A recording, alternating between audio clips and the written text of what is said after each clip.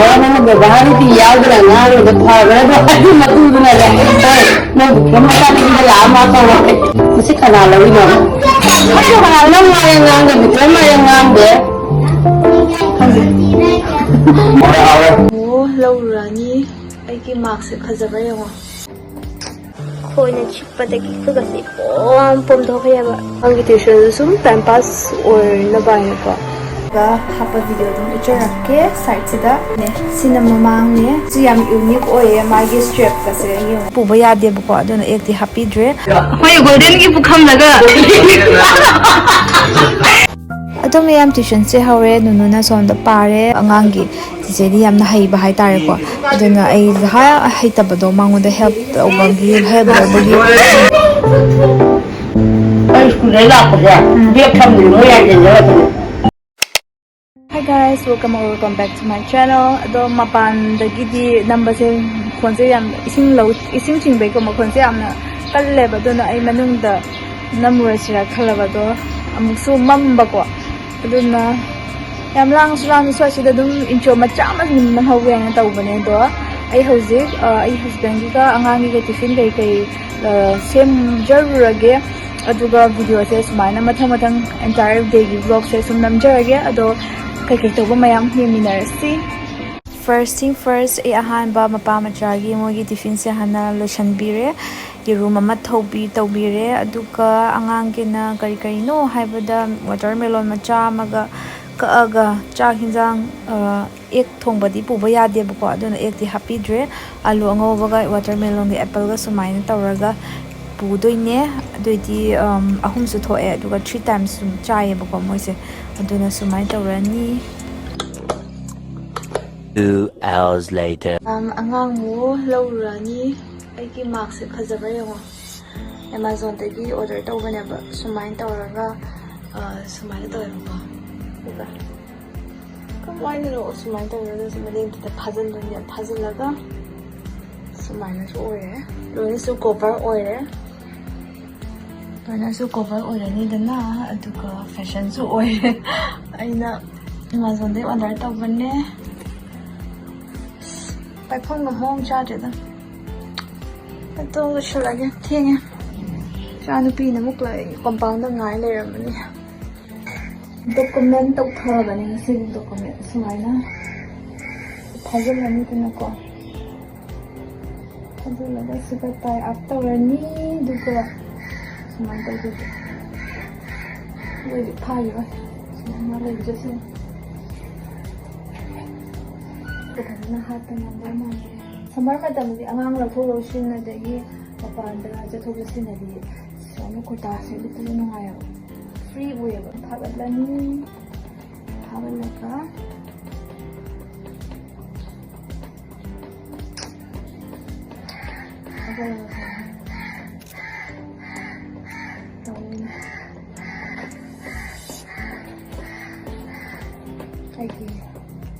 sun protection में आम जो उड़े में आम खंगन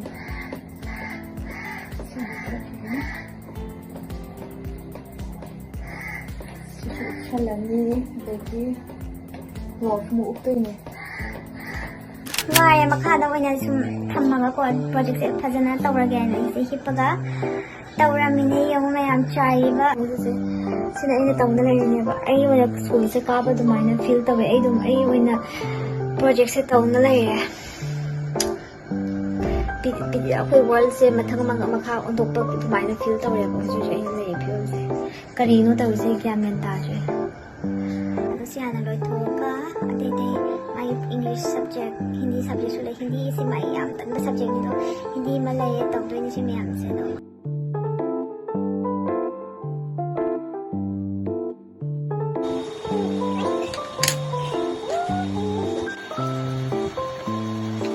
दुका मैम दाव याय हाइदोरा यादे हाइदोरा खुदसिसु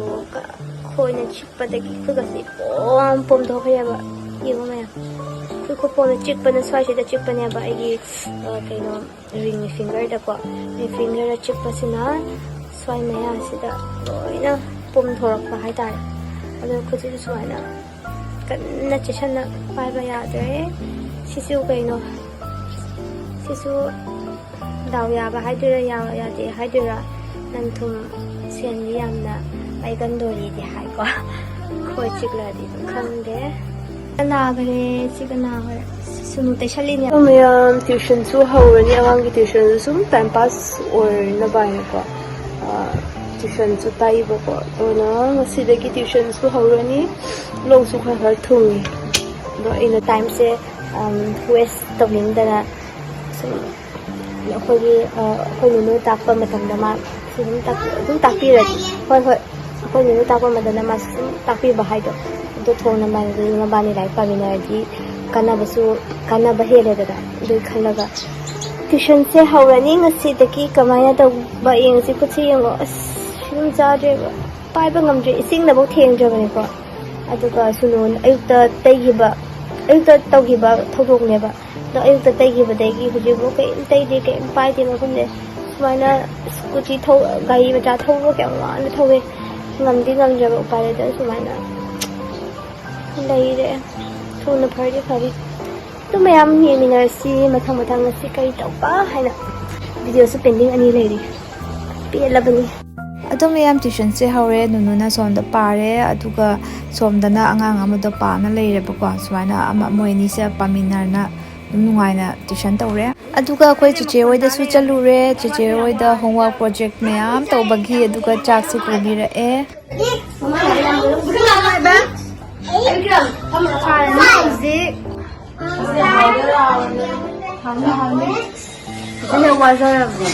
ꯑꯩꯈꯣꯏ ꯂꯥꯛꯇ꯭ꯔꯤꯉꯩ ꯃꯃꯥꯡꯗ ꯂꯣꯏ ꯂꯣꯏꯔꯝꯃꯦꯕ ꯑꯗꯨꯅ ꯑꯁꯤꯒꯤ ꯃꯦꯊꯠꯅ ꯅꯨꯄꯤ ꯑꯣꯏꯕꯒꯤ ꯑꯣꯏꯅ ꯌꯥꯝꯅ ꯀꯥꯟꯅꯕ ꯑꯗꯨꯒ ꯄ꯭ꯔꯣꯗꯛ ꯑꯩꯅ ꯈꯔ ꯎꯠꯆꯅꯤꯡꯕ ꯍꯥꯏꯇꯥꯔꯦ ꯑꯩꯅ ꯕꯦꯒ ꯈꯔ ꯂꯩꯌꯦꯕꯀꯣ ꯃꯤꯟꯇ꯭ꯔꯥꯗꯒꯤ ꯕꯦꯒ 3 ꯂꯩꯌꯦ ꯑꯗꯣ ꯂꯣꯏꯅꯗꯤ ꯑꯟꯕꯣꯛꯁ ꯇꯧꯕ ꯂꯣꯏꯔꯦ ꯑꯗꯣ ꯑꯩ ꯃꯌꯥꯝꯗ ꯑꯃꯃꯝ ꯇꯧꯅ ꯎꯠꯆꯔꯛꯀꯦꯀꯣ ꯁꯤꯒꯤ ꯕꯦꯒꯁꯦ ꯑꯣꯏꯗꯣꯏꯅꯦ ꯁꯤ ꯕꯦꯒꯁꯤꯒꯤ ꯄ꯭ꯔꯥꯏꯁꯁꯦ ꯁꯨꯝ ꯑꯩ ꯁ꯭ꯀ꯭ꯔꯤꯟꯗ ꯊꯣꯛꯆꯜꯂꯝꯃꯒꯦꯀꯣ ꯑꯗꯣ ꯁꯤꯒꯤ ꯕꯦꯒꯁꯦ ꯄꯤꯡ ꯀꯂꯔ ꯑꯩꯅ ꯌꯥꯝꯅ ꯁ꯭ꯇꯥꯏꯂꯤꯁ ꯑꯣꯏꯕꯗꯨꯒ ꯑꯩꯅ ꯂꯩꯕꯅꯦꯕ ꯌꯥꯝ ꯌꯨꯅꯤꯛꯁꯨ ꯑꯣꯏꯌꯦ ꯃꯥꯒꯤꯁꯤꯒ ꯄꯥꯜꯂꯤꯕꯁꯦ ꯑꯩꯈꯣꯏꯒꯤ ꯊꯧꯔꯤꯒꯤ ꯐꯤꯕꯝꯗꯀꯣ ꯁꯨꯃꯥꯏꯅ ꯂꯩꯌꯦ ꯑꯗꯨꯒ ꯌꯥꯝ ꯌꯨꯅꯤꯛ ꯑꯣꯏꯕ ꯗꯤꯖꯥꯏꯟꯁꯦ ꯑꯩ ꯁꯨꯃꯥꯏꯅ ꯇꯧꯕ ꯗꯤꯖꯥꯏꯟꯁꯦ ꯑꯝꯐꯥꯎ ꯂꯩꯖꯗ꯭ꯔꯤꯕ ꯑꯗꯨꯅ ꯁꯤ ꯑꯣꯏꯅ ꯂꯩꯔꯦ ꯑꯗꯨꯒ ꯁ꯭ꯂꯤꯡ ꯕꯦꯒꯁꯨ ꯄꯥꯅꯕ ꯍꯥꯏꯅ ꯁꯤꯗ ꯃꯣꯏꯅ ꯀꯩꯅꯣ ꯄꯤꯔꯛꯑꯦ ꯃꯅꯨꯡꯗꯁꯨ ꯁ꯭ꯂꯤꯡ ꯕꯦꯒꯀꯤ ꯃꯥꯒꯤ ꯀꯩꯅꯣꯗꯣ ꯌꯥꯎꯋꯦꯕꯀꯣ ꯁꯤꯗ ꯂꯩꯔꯦ ꯁꯤꯗꯤ ꯂꯧꯊꯣꯛꯇ꯭ꯔꯤ ꯑꯗꯨꯒ ꯁꯤꯗ ꯆꯦ ꯉꯥꯛꯇꯅꯤꯗ ꯃꯅꯨꯡꯗ ꯑꯗꯨꯒ ꯁꯤꯗ ꯀꯣꯝꯄꯥꯔꯠꯃꯦꯟ ꯃꯆꯥ ꯑꯃ ꯁꯤꯗ ꯄꯥꯜꯂꯦ ꯑꯗꯨꯒ ꯑꯗꯨꯝ ꯁ꯭ꯄꯦꯁꯤꯌꯁ ꯑꯣꯏ ꯑꯗꯨꯒ ꯁ꯭ꯇꯥꯏꯂꯤꯁꯁꯨ ꯑꯣꯏ ꯑꯩꯅ ꯑꯥꯎꯠꯐꯤꯠꯀ ꯑꯗꯨꯝ ꯁꯦꯠꯂꯒ ꯍꯥꯞꯄ ꯚꯤꯗꯤꯑꯣ ꯑꯗꯨꯝ ꯎꯠꯆꯔꯛꯀꯦ ꯁꯥꯏꯠꯁꯤꯗ ꯑꯗꯨꯒ ꯁꯤꯒꯤꯁꯦ ꯑꯣꯏꯗꯣꯏꯅꯦꯀꯣ ꯁ꯭ꯂꯤꯡ ꯕꯦꯒ ꯑꯃ ꯍꯥꯞꯄꯦ ꯄꯣꯠꯇꯤ ꯌꯥꯝ ꯐꯩꯌꯦ ꯑꯗꯨꯒ ꯐ꯭ꯔꯦꯟꯁꯦ ꯐꯣꯔꯑꯦꯚꯔ ꯒ꯭ꯂꯦꯝꯒꯤ ꯑꯣꯏꯗꯣꯏꯅꯦꯀꯣ ꯑꯗꯨꯒ ꯁꯦꯀꯦꯟꯒꯤꯁꯤꯅ ꯁꯤ ꯕꯦꯒꯁꯦ ꯑꯣꯏꯗꯣꯏꯅꯦ ꯑꯩꯈꯣꯏꯒꯤ ꯂꯥꯏꯠ ꯒ꯭ꯔꯤꯟ ꯌꯥꯝ ꯐꯖꯩꯌꯦ ꯁꯤꯁꯨ ꯐꯣꯔꯑꯦꯚꯔ ꯒ꯭ꯂꯦꯝꯗꯒꯤꯅꯤ ꯁꯤꯅ ꯃꯃꯥꯡ ꯑꯣꯏꯗꯣꯏꯅꯦ ꯁꯤꯅ ꯃꯃꯥꯡꯅꯦ ꯑꯗꯨꯒ ꯁꯤꯅ ꯃꯅꯤꯡꯗꯅ ꯀꯃꯥꯏꯅ ꯂꯧꯊꯣꯛꯀꯅꯤ ꯍꯥꯏꯕꯗ ꯁꯨꯃꯥꯏꯅ ꯌꯥꯝꯅ ꯆꯦꯛꯁꯜꯂꯦ ꯄꯣꯠꯁꯦ ꯁꯥꯊꯤꯅ ꯐꯩꯌꯦ ꯂꯦꯗꯔ ꯀ꯭ꯋꯥꯂꯤꯇꯤꯅꯦꯕꯀꯣ ꯑꯗꯨꯒ ꯄꯣꯠꯁꯦ ꯁꯥꯊꯤꯅ ꯐꯩꯌꯦ ꯁꯨꯃꯥꯏꯅ ꯇꯧꯔꯒ ꯁꯨꯃꯥꯏꯅ ꯍꯥꯡꯗꯣꯛꯇꯣꯏꯅꯦ ꯁꯨꯃꯥꯏꯅ ꯍꯥꯡꯗꯣꯛꯑꯅꯤ ꯑꯗꯨꯒ ꯁꯤꯒꯁꯨ ꯁꯨꯃꯥꯏꯅ ꯀꯝꯄꯥꯔꯠꯃꯦꯟ ꯁꯣꯝꯗ ꯂꯩꯌꯦ ꯑꯗꯨꯒ ꯁꯤꯗꯁꯨ ꯁꯥꯏꯗ ꯀꯝꯄꯥꯔꯠꯃꯦꯟ ꯑꯅꯤꯃꯛ ꯍꯥꯞꯄꯦꯕꯀꯣ ꯁꯤꯗꯁꯨ ꯑꯁꯣꯝ ꯁꯥꯏꯗꯁꯤꯅ ꯖꯤꯞꯄꯔꯒꯤ ꯑꯣꯏꯗꯣꯏꯅꯦ ꯁꯣꯝ ꯁꯥꯏꯗꯁꯤꯅ ꯁꯨꯝ ꯑꯣꯄꯦꯟ ꯀꯝꯄꯥꯔꯠꯃꯦꯟ ꯁꯤꯃ ꯑꯣꯏꯔꯅꯤ ꯑꯗꯨꯒ ꯌꯥꯝ ꯆꯦꯛꯁꯜꯂꯦ ꯁꯤꯁꯨ ꯑꯗꯨꯒ ꯌꯥꯝ ꯁ꯭ꯇꯥꯏꯜꯁꯨ ꯑꯣꯏꯕꯗꯣ ꯑꯗꯨꯅ ꯑꯩ ꯍꯟꯗꯛ ꯕꯦꯒ ꯂꯧꯕꯁꯦ ꯈꯤꯇꯪ ꯌꯨꯅꯤꯛ ꯑꯣꯏꯕ ꯑꯩꯅ ꯂꯧꯖꯕ ꯍꯥꯏꯇꯥꯔꯦ ꯁꯨꯃꯥꯏꯅ ꯂꯥꯛꯀꯅꯦꯕ ꯁꯨꯃꯥꯏꯅ ꯂꯣꯛ ꯇꯧꯗꯣꯏꯅꯦ ꯑꯗꯨꯒ ꯁꯤꯁꯤꯅꯦ ꯑꯗꯨꯒ ꯃꯥꯒꯤ ꯁ꯭ꯂꯤꯡ ꯕꯦꯒꯇꯁꯨ ꯁꯨꯃꯥꯏꯅꯒ ꯄꯤꯕꯁꯦ ꯑꯩꯅ ꯍꯟꯗꯛ ꯌꯥꯝ ꯄꯥꯝꯕ ꯌꯨꯅꯤꯛ ꯑꯣꯏꯗ꯭ꯔꯥ ꯁꯨꯃꯥꯏꯅ ꯁꯥꯡꯕꯗꯣ ꯑꯣꯏꯗ꯭ꯔꯦꯕꯀꯣ ꯑꯗꯣ ꯁꯤꯁꯤꯅ ꯕꯦꯒ ꯁꯤꯁꯨ ꯐꯣꯔꯑꯦꯚꯔ ꯒ꯭ꯂꯦꯝꯗꯒꯤꯅꯦ ꯁꯦꯝ ꯕ꯭ꯔꯦꯟ ꯐꯣꯔꯑꯦꯚꯔ ꯒ꯭ꯂꯦꯝꯗꯒꯤꯅꯤ ꯁꯤꯁꯨ ꯌꯥꯝ ꯌꯨꯅꯤꯛ ꯑꯣꯏꯌꯦ ꯃꯥꯒꯤ ꯁ꯭ꯇ꯭ꯔꯦꯞꯀꯁꯦ ꯌꯦꯡꯉꯣ ꯍꯧꯖꯤꯛꯀꯥꯟ ꯁꯤꯁꯦ ꯌꯥꯝ ꯆꯥꯟꯅꯕꯅꯦꯕꯀோ ꯑꯩ ꯇ꯭ꯔꯦꯟꯗꯤ ꯑꯣꯏꯕ ꯕꯦꯒ ꯑꯌꯥꯝꯕ ꯂꯩꯒꯜꯂꯦꯕ ꯑꯗꯨꯒ ꯕꯦꯒ ꯄꯨꯝꯅꯃꯛ ꯀ꯭ꯋꯥꯂꯤꯇꯤ ꯁꯥꯊꯤꯅ ꯐꯩ ꯀꯩꯝ ꯆꯤꯡꯅꯤꯡꯉꯥꯏ ꯂꯩꯇꯦ ꯑꯗꯨꯒ ꯔꯤꯀꯃꯦꯟꯗꯦꯠ ꯍꯥꯏꯇꯥꯔꯦꯀꯣ ꯁꯨꯃꯥꯏꯅ ꯂꯩꯒꯅꯦꯕꯀꯣ ꯃꯣꯠꯂ ꯈꯣꯠꯂꯒꯁꯨ ꯐꯤ ꯑꯆꯣꯠꯄꯅ ꯇꯩꯊꯣꯛꯄꯤꯔꯒꯅꯦ ꯌꯥꯝ ꯂꯥꯏꯅ ꯀꯣꯛꯀꯅꯦꯕ ꯑꯗꯨꯒ ꯀ꯭ꯋꯥꯂꯤꯇꯤꯁꯨ ꯌꯥꯝ ꯂꯤꯡꯉꯦ ꯀꯩꯝ ꯆꯤꯡꯅꯤꯡꯉꯥꯏ ꯂꯩꯇꯦ ꯁꯨꯃꯥꯏꯅ ꯄꯥꯜꯂꯛꯑꯦ ꯌꯨ ꯁꯦꯞ ꯌꯨ ꯍꯥꯏꯒꯗ꯭ꯔꯥ ꯑꯗꯨꯒ ꯁꯤꯒꯁꯨ ꯁꯤꯒꯁꯨ chain ki compartment yaure aduga som lom da su compartment yaure si price puno makhada ai dum hapcharange sumai nei maning na sumai na plain mamang na sumai lai tuine ba ado mayam bag ahum sigi product link do ai makhada loina description da hapcharange mayam check out tabi ba yakani so huji discount chalingai kanda mayam la hobi ba yakani ado huji kanna sale tarni kansida mayam yang na pampa ma bag la hobiro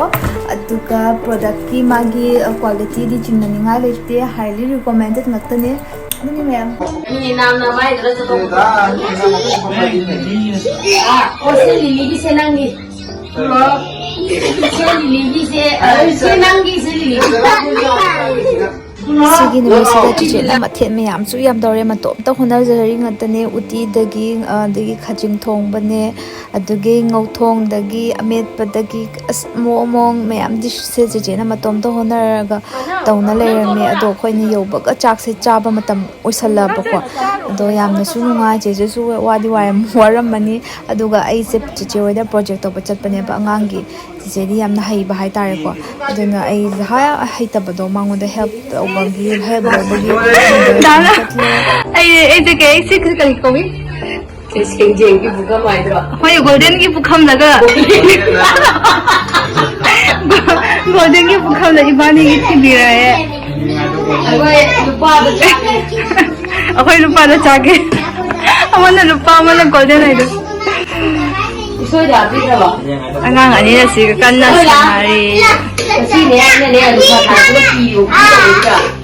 ki da ga kara hara re hale ka charani adega naga khula chahar sali ham maman da mon da ga bani ubra Vikram ta na pila ba ga ne mau na phone da ka wai khagi nga mo tan ni na ma da na ra la pan da du na na ga ni ti ja ga ba ma ga ni da si pit ka la ke na ha ja ma na ga ni da ma da la pan na ga na ga ba ni ti ya ga nga ni da pha ga da ha ma tu na le oi na Vikram ta ni da la ma ka wai mang ran ja bana ha ko dai ni na ga da bi nga ni mesti kana la wi no Khoi ba na ma yang ga Vikram ma yang de और आवे thế hả thì nè một phần nè luôn mà nè là nè